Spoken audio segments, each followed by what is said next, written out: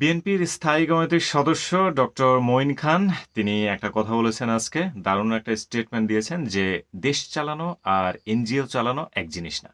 Definitely না, কারণ দেশ এক জিনিস, এনজিও আরেক জিনিস। হ্যাঁ, আমরা সবাই আপনার এই কথার সঙ্গে একমত। আপনি নিজেও একমত, ডক্টর মোহাম্মদ ইউনুস স্যারও তিনি একমত হবেন।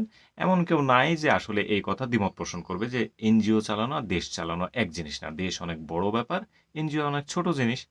এখন আমাদের আইডেন্টিফাই করতে হবে যে ডক্টর মঈন খান স্যার তিনি কেন এই কথাটা বলেছেন, কিসের ইঙ্গিত দিয়েছেন, এই জিনিসটা আরেকটু খুলে বের করি। ঠিক আছে? কেন তিনি এই কথাটা বললেন, এত বড় একটা উক্তি করলেন এবং ডেফিনিটলি তিনি উক্তিটা করেছেন ডক্টর মোহাম্মদ ইউনূসের ক্ষেত্রে।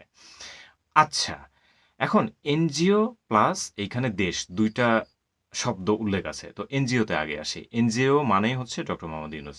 এখন এনজিও চালাইতে গেলে কি, কি লাগে? এনজিও চালাইতে গেলে পলিটিক্স করা লাগে না। এনজিও চালাইতে গেলে একটা সুন্দর সিস্টেম লাগে। যেই সিস্টেমের মানে এত সুন্দর স্ট্রিট একটা সিস্টেম থাকবে যে ওই এনজিওগুলো মানুষকে টাকা দিবে। মানুষ ঠিকঠাক মতো টাকা আ তাদেরকে পরিশোধ করবে। যদি টাকা না দেয় সেক্ষেত্রে কি, কি রুলস রেগুলেশন থাকবে, এই সবকিছু মেইনটেইন করা হয় এনজিওতে। একটা পারফেক্ট রুলস থাকে, আদারওয়াইজ এনজিও কিন্তু টিকবে না। মানুষ টাকা নিয়ে পালায় চলে যাবে। অনেকেই যায়। তারপরেও ওদের রুলস থাকে অনেক স্ট্রিক্ট। এই হচ্ছে এনজিওর পরিচয়। তাহলে দেশের পরিচয় কি? দেশ হচ্ছে আস্ত একটা মস্ত বড় গোল আলু। ঠিক আছে? এরকম গোল। তো এদিক দিয়ে কেউ যদি খায় তাহলে এদিকে টের পায় না। এদিক দিয়ে যদি কেউ খায় তাহলে এদিকে টের পায় না। তো যার যেমন ভালো লাগে, যেহেতু জিনিসটা গোল, দেশ তো মানে আমি একটা গোলকের সঙ্গে তুলনা করতেছি। দেশ যেহেতু গোল, তো মানে সমস্ত পলিটিক্যাল পার্টি, সাধারণ জনগণ, চোর বাটপার যারা আছে সবাই সব দিক দিয়ে খাচ্ছে। এটা হচ্ছে দেশের পরিচয়। এনজিওকে কিন্তু ওই চোর পলিটিক্যাল পার্টিরা এসে খেতে পারে না। ঠিক আছে? ওইভাবে খাইতে পারে না। যার কারণে এনজিও আলাদা, দেশ আলাদা। আপনার কথায় মানে উনার কথায় সম্পূর্ণ একমত যে দেশ চালানো এবং এনজিও চালানো এক জিনিস না। এতক্ষণ গেল এনজিওর কথা অনুযায়ী। এবার আসি দেশের কথা। দেশ চালানো এক জিনিস নয় কেন? কারণ দেশ চালাতে গেলে একটা স্ট্রিক্ট রুলস ফলো করতে হবে, যেটা ডক্টর মোহাম্মদ ইউনূস করতে চাইছেন কিন্তু করতে দেওয়া হচ্ছে না। ওই এনজিওর মতো করে। কারণ এনজিওতে হাজার, হাজার, লাখ, লাখ বলা যাবে না। হাজার, হাজার কর্মী আছে।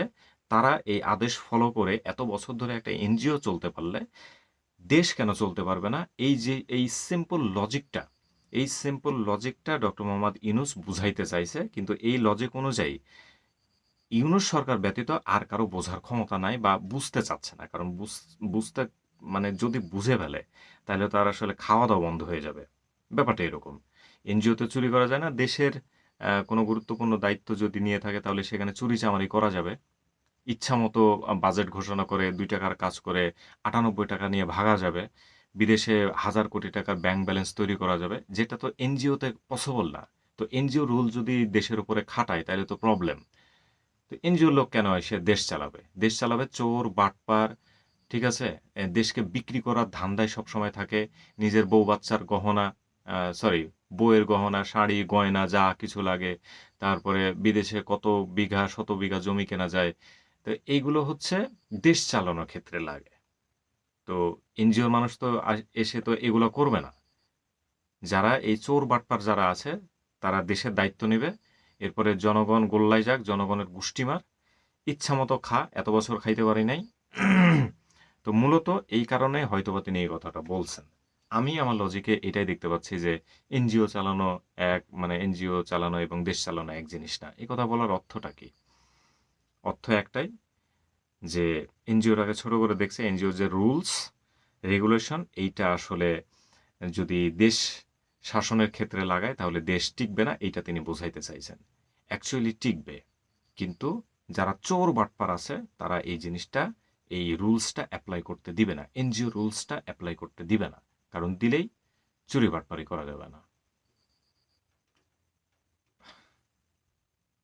এতই দরকার চুরি করা। চুরি করা এতই দরকার।